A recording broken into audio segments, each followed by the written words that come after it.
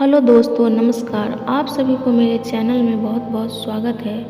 तो आज की कहानी मृत्यु देवता की है। तो चलिए शुरू करते हैं। प्राचीन काल में शिव भक्त राजा श्वेत राज करते थे। वृद्ध होने पर उन्होंने अपना राजपाट बेटे को देकर गोदावरी नदी के तट पर एक गुफा में शिवलिंग स्थापित किया और वहां शिव की आराधना में लग गए।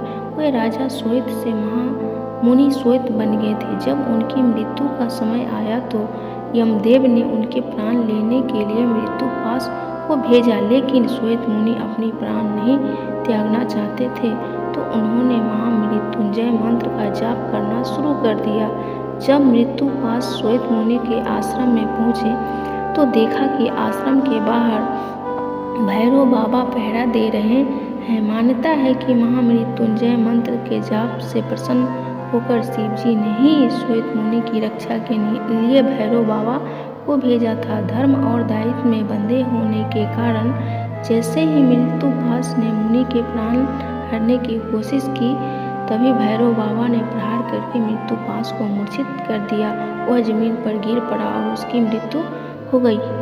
यह देखकर यमराज अत्यंत क्रोधित हो गए और स्वयं आकर भैरव बाबा को मृत्यु पास में बांध लिया। फिर श्वेत मुनि के प्राण हरने के लिए उन पर भी मृत्यु पास डाला, पर श्वेत मुनि ने अपने इष्ट देव महादेव को पुकारा। महादेव ने तुरंत अपने पुत्र कार्तिकेय को भेजा। कार्तिकेय और यमदेव के बीच घमासान युद्ध हुआ। कार्तिकेय के सामने यमराज टिक नहीं पाए और कार्तिकेय के प्रहार से जमीन पर गिर गए और उनकी मृत्यु हो गई। भगवान सूर्य को जब यमराज की मृत्यु का समाचार लगा तो वह विचलित हो गए। ध्यान लगाने पर ज्ञात हुआ कि उन्होंने भगवान शिव की इच्छा के विपरीत श्वेत मुनि के प्राण हरने चाहे थे। इस कारण यमराज को भगवान भोले के क्रोध को झेलना पड़ा। यमराज सूर्यदेव के पुत्र हैं और इस समस्या के समाधान के लिए सूर्यदेव भगवान विष्णु के पास गए। भगवान विष्णु ने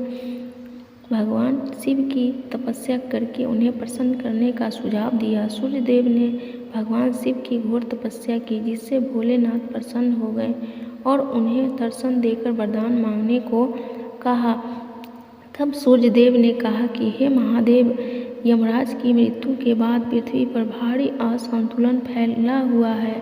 पृथ्वी पर संतुलन बनाए रखने के लिए यमराज को पुनर्जीवित कर दें। भगवान शिव ने नंदी से यमुना का जल मंगवाकर यमदेव के शरीर पर छिड़का, जिससे वो पुनः जीवित हो गए। इस तरह सभी को मृत्यु देने वाले यमराज को जीवन दान मिला। अगर आपको कहानी पसंद आई हो तो लाइक शेयर करें। धन्यवाद।